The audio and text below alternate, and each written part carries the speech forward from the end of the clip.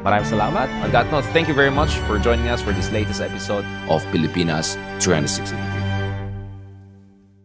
Welcome back sa latest episode ng Pilipinas 360 Degrees. Kasama ulit natin si Sir Ronald Llamas, isang national treasure. Bago natin pag-usapan yung kanyang napakagaling na drone shot na pagilid-gilid. Sabi ko, screenshot ko nga biglang gumilit yung drone shot ng trillion peso march nung isang araw. I'm not perfect, you know. I'm not perfect, but in fairness, at least you try, Sir Ronald, to be perfect. Pag-usapan natin, yung gulo naman nangyari sa Menjola. Very surprised. Sino bang in charge? Kasi ang dami nagalit sa akin when I said in general, parang may sabotage nangyari, i-disown natin. Sabi ko, ba't parang ang daming DDS sa Menjola? Daming DDS nagalit sa akin, Sir Ronald. Am I unreasonable to think na the DDS had an interest, I'm not saying may ginawa sila, but had an interest in getting certain headlines out there, let's just say, na hindi happy lang ang tao kay Marcos. I'm very careful with what I'm saying. Sige, Sir Ronald, sabihin mo na, ano ba nangyari sa Menjola? Bakit parang may mga grupo na nakamask pero sabi nila, they're just there out of their own volition? Parang very suspicious. I don't know what's going on, Sir Ronald. Baka I'm too conspiratorial. What's going on? Marami kasing mga forces na nagpaplanong pumunta sa Menjola. Buti na nga, isang major religious group ay hindi natuloy. Baka mas lalong gumulo. So, meron kang mga grupo na DDS, right. Nandun, may mga progressive organizations, may mga everybody in between, maraming mga walk-ins, no? Maraming mga church groups, no? May mga political parties na sumama, merong mga pro-extra constitutional transitional government, revolutionary government types na pumunta, di ba? Tapos meron kang mga gangsta rapper yun, mga groups, no? Na mga nandun, no? Jejemon. So, Jejemon. So, maraming mga iba't ibang grupo. Tapos may ilan na from Luneta, nagpumunta sa Menjola. Halo-halo na. May mga kumiskis, pero may mga bumato, may mga nagsunog pa doon sa may Ayala Bridge, di ba? May mga nakita mo rin, may mga DDS na nagmamarsya, sumisigaw ng mga pro-Duterte chants, no? At umabot din sila sa Menjola. So, halo-halo na. Halo-halo na. Kaya damay-damay na, basically. Pero hindi ako magugulat na originally may mga forces na may mga plano na labas doon sa framework ng rally sa Luneta at saka sa People Power Movement. Hindi ako magugulat na may mga forces na gustong pumunta halimbawa sa Malacanang with also different agenda. No? Kaya ayun, naghalo-halo yan, nagkagulo. Pero some forces are more prepared than others. Yung and iba, more insidious than others, I would say. Could be. Dahil yung iba may mga dalang Molotov. Yung iba ay may mga dalang mga ibang weapons, no? Kaya yung iba wala, no? Karamihan tingin ko wala naman. Pero nakamask lahat marami sa kanila. Yes, pero mahirap mo namang i-hold against them yung mga nakamask. Yung iba, mga naka-B for Vendetta mask. Yeah. Diba? At may mga nakakwan doon, yung One Piece na mga flags, di ba? Alam mo ba yung mga One Piece na yung mga pirate ba yan? yung pirate. Pirate. Saan may pirate party diba? na Pilipinas? Naging simbolo yun sa iba't ibang mga bansa. Even Nepal, even Indonesia, lalo even Nepal, Bangladesh. No? So, kanya-kanyang gaya na yun. Not necessarily with the same political objectives at saka strategy. So it was a mishmash. So medyo rin. Mixed bag, Pero may mga groups na baka originally may plano pero hindi nag-push through yung plano nila. Iba didn't get the memo na hindi natuloy. No? Pero nag-push through pa rin sila.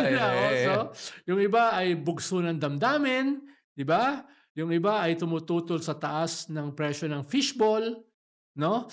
At saka ng mga... Well, I mean, it's a legitimate concern, Sir Ronald. It's a legitimate concern. Yes. Yung nagsalita nga nahuli. Yeah. Kaya, ang dami naghalo-halo eh. Pero makikita mo, again, some are more prepared than others. No? Kaya, yung mga balita na something is afoot, even 2 days before the rally, ay nakakaroon ngayon ng legs. Nakakaroon ngayon ng justification. No? At kaya nga, ang tingin ko, hindi pa ito tapos eh. Hindi pa tapos, Kaya nga sabi ko, later, let's talk about the movement kasi the other side has to hold the line. But going back to this, Sir Ronald, okay, ganito we're progressives, right? So, obviously, I don't like yung slant ng commentary dahil, syempre, yung iba mukhang galing sa informal sector, marginal sectors. there's this slant na mga ano to, saboteurs just because. But at the same time, there was also this kind of woke version which is, wag natin silang husgahan dahil lang ano mo ganun? So what was the real score? Because it looks like the police investigation show talaga may binayaran diyan, may mga bayat talaga doon to create chaos. So you see more and more reports coming in.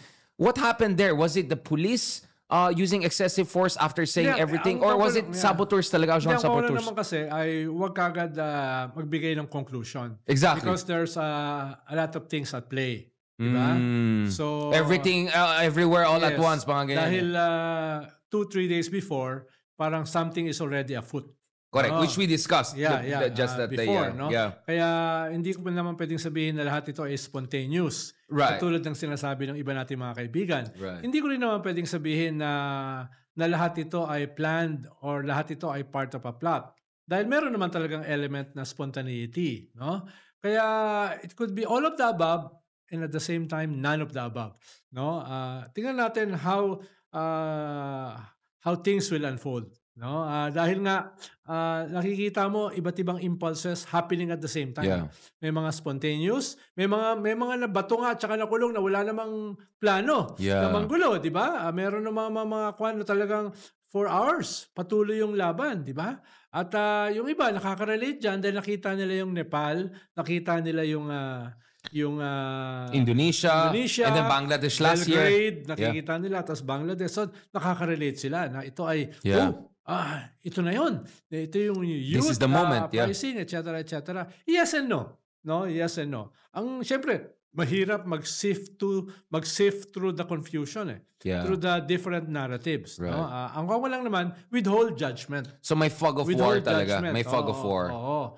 Dahil from my vantage point, may kaunti akong alam what was planned. Yung ba yung drone? Before. Yung drone na So, hindi ako kagad magbibigay ng judgment. I know. No? Thank you for that, sir. Dahil meron naman talaga nagmamarcha ng mga Duterte papunta sa Menjola. May nagmamarcha ng mga video. progressives. May video. At meron ding mga gangsta type, no? At but Makabayan Bloc denied that they were involved in some of these altercations and all of that. Well, perhaps sila, no? Dahil sa kanila naman tradition na yun na pumunta sa Menjola at kumiskis. But they said hindi sila kasama doon sa... Iba yung kiss-kiss, iba yung lusob. Iba yung kiss-kiss.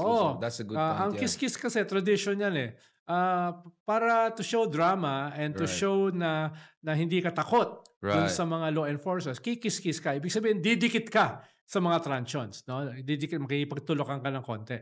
Pero iba yon dun sa nakita natin na sinusunog yung container van. Yeah, exactly. Mahirap sunugin ang container van kung wala kang napalm type of Molotov. Hindi yan ordinaryong Molotov. Kaya sabi ko, hindi yan mga Makabayan, yung mga nag-Molotov and all. Could be. Hindi sila siguro. No? Yung mga yan. No? Dahil mukhang hindi naman ganun yung tradition ng exactly. Makabayan. So kiss-kiss sila, hindi lusob. No? Yes. Pero lusob kasi nangyari at some point. Tapos ngayon, lumalabas daw na ebidensya na a former executive secretary, a former congressman, no? 4 sila, di ba? Oo. At saka yung paborito mong abogado na may billboard sa C5 na zero pa rin yung success na Mr. Sex Appeal, no? Alam mo, Sir Rob, very affected ka sa kanya. Competitive ba kayo? Ingit ako Yung ba yung kabilang channel sa'yo? Ingit ako Dahil hindi ko kaya yun Yung magbigay ka ng billboard tapos tawagin mo yung sarili mo Mr. Sex Appeal. No? Feeling ko kaya ko yan, sir. Kung may budget ako. Tingin ko kaya mo. Kung may budget lang sana ako mag-billboard. Pero wala kasi ang kliyente na big time. Hindi ko kaya yun. Kaya yun, no? May mga ganun pa. So, may fog of war. Fog of war, exactly. No? Some can be talagang contrived. Some ay talagang because of the iba't ibang grupo na nagsama-sama, no, at a particular moment. So, paano yung sa people power, walang ganung klaseng gulo Dahil malinaw yung parameters na sinet ng organizers, lalong-lalo na yung Catholic Church. Peaceful, constitutional, no? Very critical, very sharp, pero hanggang ito yung parameters, no? Walang revolutionary government, walang mutiny, no? Walang ganito. So, hindi nakagulo ng ganon dahil malinaw yung parameters na sinet ng organizers. So withhold judgment. Especially of the church. No? So withhold judgment. Now, speaking of withhold judgment, was it an error of judgment for Chavit, yung aking kababayan, to show, I think, I was wondering, what was he expecting? Kasi grabe yung boo sa kanya. Pinanood ko yung buong press con niya because I was waiting for an explosion. Now afterwards, sabi ko, what was that about? So parang it was just a rambling rant ng isang old man na trying to be relevant at failed in doing so. Yun yung tapos pumunta pa siya doon sa people power. Hindi, tapos ito pa, galit pa siya. Sabi niya, hindi nagkakaisa magulo yung... hindi rata kayo na hindi kayo daw... Hindi talaga nagkakaisa sa kanya. Exactly. Talaga, totoo naman yun. Hindi nagkakaisa sa kanya. Dahil sinisigawan siya Habang siya ay galit siya Parang si Philip Salvador. Pumunta rin, ang lakas na loob. Grabe. Galit na galit nung pinagsisigawan sila. No? Si Quanzon din, di ba, pumunta rin? Hindi ko maintindihan itong mga taong ito. Tataka sila, bakit galit sa kanila? No? Medyo manhid. Medyo man. Di ata nila nagigets ang tao nangyari dito. I was surprised, no? You were surprised that they were not that they were surprised with the reaction of them. Ayoko sana sabihin. Pero I can see you're holding back. Hindi ko alam. Okay. Bago may sasabihin ka, kasi uwi pa akong Ilocos. Hindi, may sasabihin na lang. Baka mapama ka, uwi pa ako ng Ilocos. Shoutout sa attorney ko, si Dino De Leon, Singson din yan. Pero sigurado ko kasi marami kang kababayan na Yun nga, exactly. Napapaisip din yung mga kababayan ko mismo nga yung kapatid Anyway, let's just fast forward a bit. Sir Ronald, okay, let's talk about, eto na. For me kasi, I was a bit disappointed with media na, international media local, purong pinapansin yung nangyaring gulo sa Menjola. Sabi natin, fog of war, okay. But for me, the big deal was, I watched live na hanggang na-overwhelm yung buong EDSA, yung first 1 lane, then 2 lane, then 3 lane, then buong EDSA na And hanggang doon, grabe sa shrine. So, were you surprised by how many people showed up? Grabe. Well, the target is 20K, no, at most. So, 10 times ang nag-show up. Ito, more than 50K. Yung nagpakita. Tapos, hindi at one time yon. Ibig sabihin, may mga umuwi, may mga dumarating. It could have been much bigger. At hanggang alas 8 ng gabi, I was still there sa EDSA Shrine. Umalik uli ako ron. Ayaw pa umalis ng mga kabataan. They were still there chanting. Umalis na ako dahil sakit na ng paa ko, tsaka gutom na ako. Pero they were still there. Di ko alam hanggang what time sila. Nagsimula ako 9 o'clock. 10,000 na mahigit yung nasa People Power Monument, no? Ang mga nandun. Tapos lumobo na. Lumobo talaga. Nakailang balik ako People Power Monument to EDSA Shrine, to People Power Monument, to EDSA Shrine, no? Nakailang balik ako. Nung pagbalik ko ng hapon, hindi na ako makabalik. Dahil talagang barado na sa tao. No? Nandun ako, I was caught dun sa bridge. Saka barado ka sa fans mo. Grabe na. Dami pala nanonood, no? Interest. Hinahanap ka nga sa akin Hindi na pagkamala lang ako si Edo Manzano. Na walang contractor university, The national treasure. Sabi ko, hindi ako si Edo Manzano. No? Ako lang si Richard Zaydaran. Yun! Sabi niya, magkamukha nga kayo. Kaya sir, ito naman yung backhanded mo. Actually, I was thinking the other way. Satya Guru ba yung tawag sa kanya? Alam mo yung guru na sobrang sikat ngayon, na lahat ng tanong may sagot siya. Quantum mechanics. 3D printing. Asymmetrical warfare. Politics in US. MAGA. Parang doon sa ADR conference natin sa India. Ayun. Yung late na nga may tanong pa kaagad. Tapos yung mga Indian. Sino to? Anong tanong niya? Diba? Tapos na hindi na comfortable yung ibang ambassador. Ang tawag ko na sa'yo, Sir Guro. Kasi may sagot ka sa lahat ng issue. Kahit yung hindi mo alam na issue, may tanong ka na kaagad. Hindi naman. Yan ang gusto ko sa'yo. Mapagpanggap lang ako. No? But it works. Sir, it works. It works. Pero ako master lang. Ikaw doctorate. Postdoctorate. But Sir Ronald, going back to this, so what's next? Kasi, okay, March is great, but movement ang kailangan. Well, una kasi, there's a lot of moving parts. Right. At these moving parts are integrated sa isa't isa. Halimbawa, itong lumabas sa ICC, integrated dito sa mga nangyayari. Right. It's about impunity. Right. And corruption is also about impunity. So, at maganda na may advance. Yung impeachment, yung decision ng Supreme Court regarding the motion for reconciliation will come out soon. That is related to all of this. No? Dahil impeachment is about corruption. It's also about impunity. So, wag natin kalimutan yung battle na yan. Tapos, meron kang Scarborough. na yung latest gustong gawin ng China na geo-reserve, yung Scarborough. Natural Park, yeah. And China is related to what's happening inside. Dahil may mga supporters sila rito, clearly yung mga Duterte na involved dito sa domestic Proxy struggle war, na ito. So, ibig sabihin, hindi mo maihiwalay. Yung So West China has an Philippine Sea. interest in instability. Of course, no?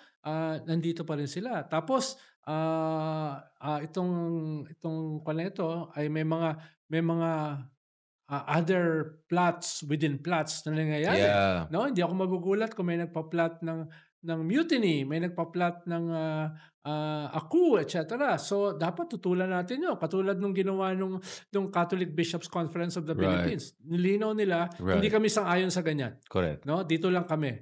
At dapat you don't throw the baby with the bathwater. Right. Ang kinuwot nga nila, as wise, as innocent as doves. Nakita ko nga na post mo eh. And as wise It's a serpent. as serpents. Ibig sabihin, to fight corruption, we have to be as pure as doves. Yeah. Pero at the same time, para hindi tayo malinlang and to be diverted in other trajectories, darker political objectives, we have to know what's happening around us. So let's talk about that. Yeah. Kasi I think another great quote is our favorite philosopher, Antonio Gramsci, right? Yeah.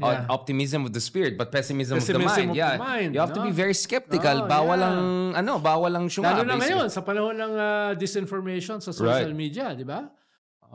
So let's talk about that. So how successful was the trillion peso march in making sure na hindi magpagamit sa mga Duterte? Well, very successful. Very successful, Dahil right? malinaw yung parameters. Correct. Hindi sila lumabas doon. Correct. Ikalawa, makikita mo, these are not the usual suspects. Right. Hindi ito yung mga aktivista na kinalyo na sa kakamarcha, katulad mo. No? Hindi ito mga... Wait lang. What's that? Muntik ka na sa wait lang. hindi ito mga... fronting ideologues, no? Katulad Ayan, mo. pwede na. No? Pasok na ako dyan. Ito ay mga karaniwang tao. Dala-dala yung kanilang mga anak. Ninenervous nga ako para sa mga bata eh. Actually, Pero nung tinanong ko sila, bakit kasama niya yung mga anak niyo? Liliit pa. Sabi niya, para sa kanila ito eh. Kinabukasan nila, diba? yeah. Kaya nga sabi ko doon sa isang nag-interview, this is a celebration of ordinary people doing the extraordinary task of fighting impunity and corruption. Indeed, this is an extraordinary moment.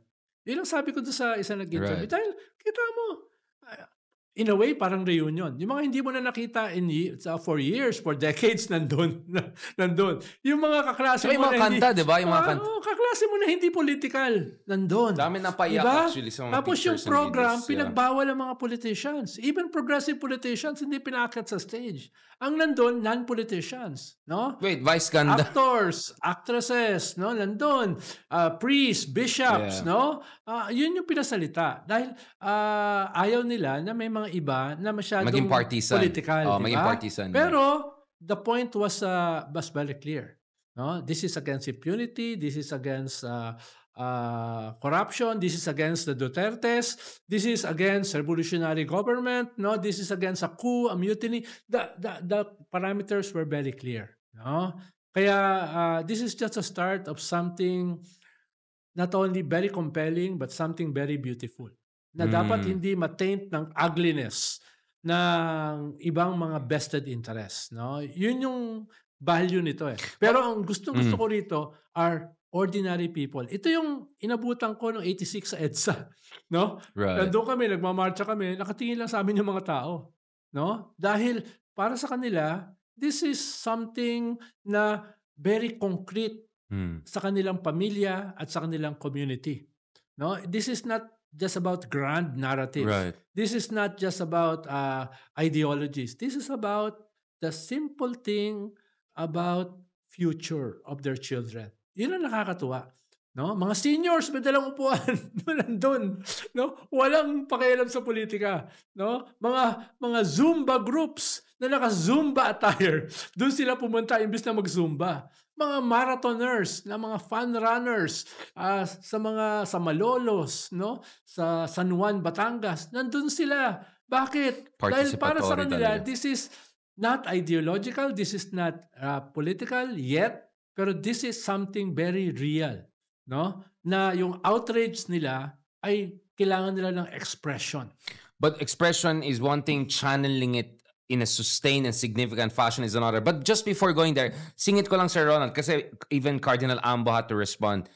Well, hindi politiko yung mga vice ganda types, but they are definitely not ordinary people. And some people were a bit troubled because a former colleague of mine said, sana mamatay yung mga corrupt. Tapos, kulang na lang, papunta na tayo sa mga EJK na lang yung mga kurakot. Like, that's a very problematic state of mind. And I'm glad that Cardinal Ambo actually pushed back against that. Now, we don't want to go down that Duterte mindset 10 years ago that brought us into this crisis we are today. Can you say something about that? Well, minsan kasi yung outrage sa mga tao, lalo na hindi naman politically medyo blind correct, outrage, hindi naman ideological, no? Nilalabas nila yan, no? As an outburst. As an outburst. I'm not sure if they really meant it. No? At hindi nila alam yung implications niyan. But it feeds into that mindset. Kaya nga nilagay ni Ambo sa lugar sila. Na ito yung parameters. Yes. No? Ito yung parameters. No? Somebody has to tell them that. Tingin ko pag sinabihan sila, papasok sila ron. Dahil hindi naman sila ganun ka-political at saka ka-ideological. No? Kaya tingin ko, pwede mo yang batakin pabalik. Pero at the same time, tama ka, kailangan kontrolin yan. Yes. Dahil may followers sila eh. Baka yun nga ang isipin nila. resonate pare. So, pwede nilang sabihin, kung na lang, divine intervention. Yung kidlat na tama sa Sodom at Gomorrah. Wala na tayong magawa dyan. Wala tayong magagawa. No? Force majeure yun eh. Force majeure yun. Ganun na lang sabihin nila. No? Walter Benjamin, ano yung divine violence. Yung mga ganun. Sama ng kidlat, o tsunami, hindi na natin o kaya lamunin ng lupa. Lamunin ng lupa. Flood. Flood. Earthquake, lalamunin sa lupa. Basta wag lang tayo madamay. Pero, Sir Ronald, okay, hindi na ito si Vice Ganda. May mga ibang artista, mga ganyan dyan na parang, wait lang, hindi ba parang ng isabong yan? Hindi ba dating jowa nito, ay doon sa meron na gano'n na. May biglang anti-corruption ngayon for the May mga attempts nga na sumama. Yeah. Pero hindi mo hahatulan yung kabuuan by its parts. Diba? Dahil hindi mo makokontrol yung mga sasama dyan eh. Yeah. No? The sum is greater than its parts. Yeah. Diba? May mga sumama dyan na tainted. May mga sumama dyan na may active cases. Exactly. Si Chavit sumubok sumama eh. Hindi diba? Nag-work, yeah. Oo. Ang sinasabi ko lang, pag naunawaan nung vast majority, sino ba itong mga sumasamang ito? I-reject nila. I-reject nila. So should we call that Salvadors of this world, the Chavits of this world, no? Et cetera, et cetera. Pag sumama yan dyan, pero sinasabi ko lang, the overwhelming majority of course, ay sumunod sa framework. No? And this is the last part, which is very important, Sir Ronald. Okay, how do we turn this from a march over one nice weekend, although there was heavy rain in the afternoon, into an actual movement that can create... Kasi ako, ang metaphor ko is yung multiple organ failure nangyari dito, di ba? Pag may multiple organ failure ang isang pasyente, you have to intervene on simultaneous and in a very significant and sustained way. We know that when a patient is in that situation, it's so hard, but you have to do it. Parang nangyari sa atin vote buying, yung co-opted yung mga watchdogs, our judicial system. So all of that it's not just, kaya nga, parang, yes, you have to hold corrupt officials accountable, but this cannot become a witch hunt. It has to be a systematic solution to a systematic problem. Kasi nga, multiple organ failure nangyari. Yes and no. Dahil ang problema naman sa very systematic, nawawala yung element ng spontaneity. At ito yung gusto ng mga sumasama na hindi lang ito a grand plan Hindi lang ito ganun ka-focused. Kinakailangan nila ng space. Okay, that's the passions of revolution. I get it. Yes. The passions, I get it. Yun yung ating binabalanse na may direction, merong target, may gustong ma-achieve na reforms na hindi lang band-aid, no? Gustong nating may maparusahan, no? Pero at the same time, gusto natin na this is like a community gathering, a big community, like pamilya, 'di ba? Pamilya, hindi magkakakilala nagbibigay ng ng sandwich, 'di ba? Hindi magkakakilala nagbibigay ng tubig. No, hindi magkakakilala pinapaupo yung matatanda. Kailangan ma-maintain 'yan This is a community action, a big community action with spontaneous elements, pero at the same time, malinaw yung target mo. Ang target mo is in 2028, no? Hindi lamang mapakulong, malitis, makasuhan, mabawi yung ninakaw, kung hindi maglagay ng mga tao who will take over their position. No? New congressmen. Hindi lang president, pero LGU, new everything. Mayors, no? New district engineers. Di ba? New senators, no? a new president, no, etc., with a new ethos, with a new vision, with a new framework. So yun yung habol natin, no? Unti-unti pupunta, hindi mo pwede ipilit eh. Diba? Hindi mo ipilit eh, no? Dahil it has to grow naturally, no? Dito sa kanya ito. Pero at the same time, other forces, other individuals ay tumutulong na mapabilis yun. Hindi naman pwedeng long burn, accelerator. Hindi pwedeng slow burn ito eh. Tas to be quick, we have 2 years. After 2 years, kampanya na, election na. So we have to prepare everything within that 2 years. No? Makasuhan, malitis, makulong, mabawi ang kayamanan, mareforma, at the same time, mga bagong tao na ilalagay sa poder. No? Yun New generation of leaders. Pero hindi mo yan maipipilit ka agad. It has also to grow naturally. Ang role natin, yung mga advanced elements, ay not to impose, pero diligan yan. Diligan yan ng previous experiences natin, past mistakes.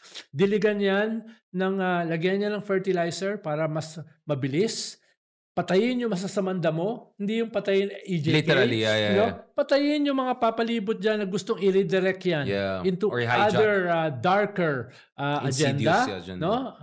At the same time, patubuin yung natatanim na ngayon into strong fresh, no, honorable plants and trees, no, sa 2028 and beyond. May chance tayo ngayon yan. Nakita natin yan ng midterm, no? Young people voting out itong mga artista na wala namang alam sa governance. Well, no? Thank you kay Robin Hood Padilla. I think people malaking tulong siya. I want him to stay kasi the more he stays, the more... Malaking tulong siya. Pero sa 2028, talo na siya. No? So, yun yung sinimulan, no? Dito sa midterm election, no? Na underestimate yung kabataan. Na ngayon are joining this campaign. No? Dapat part ng mga alternative sa kanila manggaling. Diba? So, yun yung maganda. Do not start from zero. No? Meron kang pagsisimulan. Meron kang mga naipanalo na niwala sa survey. Pero naipanalo because of young people. No? And yung mga hindi napanalo like Heidi Mendoza, now there's a chance. 8.8 million votes? Yeah. That's a victory for me. And I mean, technically, but like so much more potential momentum now. Yes. You have the Heidi Mendozas, the Shelo Magnos, no, the Bico Sotos, Kiko D, the Kiko D's, no, the Chel Joknos, the Laila de Limas, the Barry Gutierrez, no. Yan, Riza Ontiveros, of course. Yan yung mga lalaban ngayon, di ba, sa 2028. But I want to ask you something like, how do you feel about the Aquino stepping up, Bam coming in as a big star, Kiko D being the spokesman of Trillion People? Because people misunderstood me when I said, because I posted something, you know, I said, out of 120 million folks, do we always need an Aquino to save us? I was not against Aquino's being part of it. Ang sinasabi ko lang, we should go beyond just umasa sa isang pamilya lang na maging savior natin. But I'm saying, I'm happy that Kiko D is doing what he's doing. I'm just saying, there's so many other people. Tingin ko nga, si Kiko D talaga yung nag-represent ng ethos ng Aquinos. Hindi siya traditional politician, hindi siya compromising, no? Ang tingin ko, siya ngayon yung nagdadala ng ethos ng pamilya na yan. So, mag-isa lang yun. So, it's not about going beyond them. It's a good representation of that family with that very strong legacy. Right. Tingin ko, kailangan niya magpatuloy either as a political leader o sa mass movement leader. Parang si Bico Soto. No? Kung hindi siya tatakbo sa 2028, then isa siya sa leaders ng anti-corruption movement. Ganoon din si Kiko D. No? Kailangan magpatuloy siya. Baka hindi niya cup of tea ang maging politician. Siya yung society kasama, leader, together with Bico Soto, siya yung dyan sa movement na yan. Tingin ko si Shelo has a future as a politician, as a progressive politician. Ganoon din si Heidi Mendoza. Ganoon din si Barry Gutierrez, Chel Jokno, Laila de Lima. Some of them, no, like us, will remain dito sa movement. Hindi tayo pang politician eh. No, pang tayo eh, pang mass movement tayo eh, no. So others will be Kailangan mo na iba't in a ibang different mga show, you said open ka to run for president. May cabinet ka na. Yeah, At hindi ako kasama doon. Hindi, gusto ko kasi yung presidential debate eh. Yun lang. Yun lang. No, Plano na kayo. Disruptor. I want to debate eh. You want to be the disruptor? What if hindi naman magpapakita yung katulad ng ginawa ng unity team noong 2020? Yung kakatay doon sa ibang presidential candidates na mga scoundrels. Paano kung SMN na yung host ng debates? Okay lang sa'yo? Okay lang sa akin. Okay lang sa akin. Baka ako yung hindi okay sa akin. Actually, whoa! Yung ginagawa ko sa'yo, whoa! So to end on this, we have a third force now. Or is this the force? Kasi DDS nakita natin, nahirapan sila to be relevant. This is a work in progress. Now, this is a work in progress. But it's a very good, very valuable start. No? Kaya tingin ko, in my more than 40 years in politics, maganda ito. Maganda ito. At tingin ko yung future nito ay not yet that certain. Yeah. Pero the variables are beginning to be put in place. So are you having also not only optimism of spirit but also slightly cautiously optimism of the mind? Is that what you're saying, Sir Ronald? Yes. From your own experience. Kasi, by the way, shout out sa Filipino-Canadian community, etc. Like, there's so many Filipinos who are really, into the weeds and talagang plugged in and they're really passionate. I was so More inspired. than 3 years ago, pag bumabiyahe ako abroad, wala akong makita na mga OFW na critical sa mga Duterte. Ngayon, nagsasalita ako sa Rome, sa Milan, New Jersey, sa Paris, sa Berlin, sa Vienna, no? New Jersey, sa New York, sa DC. Para lang contractor, ang dami mong travel. Oo nga. Ayan, mga imbitasyon. Kaya, parang ikaw, mas marami ka lang imbitasyon sa akin. No? Makikita mo, no? Halimbawa, 2,000 people in New Jersey, no? Independence Day, no? Shouting about West Philippine Sea, atin ito. Shouting against corruption, no? Mga PhilAm na comfortable yung mga buhay, and yet they cared. Of course. No?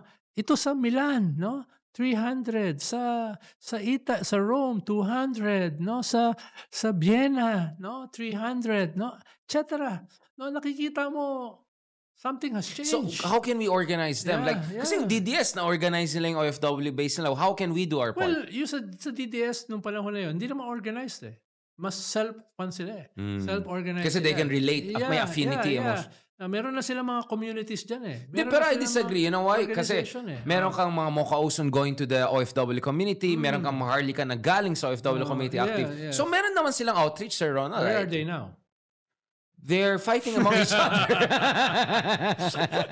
They're fighting among Humba. Nag-uhumbaan sila. So how should we match that? Or Well, we also have to organize them. Sinasabi ko lang, hindi mo yan ipipilit according to our terms na ating karanasan sa organizing. These are different. May mga communities na sila. May mga organizations na sila. No? So, dadagdagan na lang natin what exists. Hindi ka na mag-organize ng katulad ng ginagawa namin before, no? May mga starting points ka na. Yung mga nag-imbita sa akin, meron na silang organization eh. Church groups, community groups, self-help groups, etc. So sila na yung nagpupuntahan eh, no? Kaya ayoko na mag-impose pa ng ating organizational models. So you went from Stalin to Negri, yung medyo horizontal, spontaneous, rhizomatic. Actually, Gramsci. Well, in a way, Gramsci, but I think you're a little bit it is somewhere more between the vanguard and the movement. Yun no? nga eh. Ganyan, no? But medyo more French ka na kaysa parang neo-Gramsci ka na. But that's what I'm proud of, Sir Ron. Like, we can do like these crazy vlogs and then sinisingit natin yung mga thinkers natin. Negri, Gramsci, Walter Benjamin. Sinama ko yung Divine Violence, mga ganun. Even Rorty is of use. Absolutely. Yun ang love ko sa'yo, Sir Ronald. We can do this with a sense of humor and all of that. Thank you so much. Mabuhay ka, Sir Ronald. Isa kang national treasure. And as I said, ang tawag ko sa'yo, guru na ngayon. Guru San. Kasi lahat ma-explain mo eh. Next time, let's talk about yung latest discovery ng NASA. Blockchain. Pag-usapan natin. Si Kristan yan. No? Ayan. Magaling. Akala ko big blockchain. Matagal na tayong hindi nakakasama natin si Walden eh. So, yes, let's do an episode. Kailangan natin mag-debate with nag-i-invoke siya ng optimism of the will and the pessimism of the mind. So we're all Gramsci. At the end of the day, we're Gramsci. I'm not sure about Walden. Let's talk to my mentor. You want to behave yourself. Thank you so much, Sir Walden. Sir Ronald, for talking about my mentor, Walden Bello. Mabuhay ka. Yeah, let's continue that. Thank you so much. Welcome. Goodbye dito sa latest episode ng Pilipinas 360 Degrees. Balikan namin kayo. So many more things to discuss in the coming months and all. Sana pag alis ko na naman, hindi magkakaroon ng lalong gulo, Sir Ronald. Alis ka na naman. Kararating mo lang, alis ka na. Dapat ka na sa ICC ako ngayon eh. Kaso na-postpone ni Tatay Digong. At least naman ako, once every quarter lang. Grabe naman. Kawawa naman si Sir Ronald. Kaya imbitahin nyo rin lalo si Sir Ronald. Thank you very much and talk to you soon.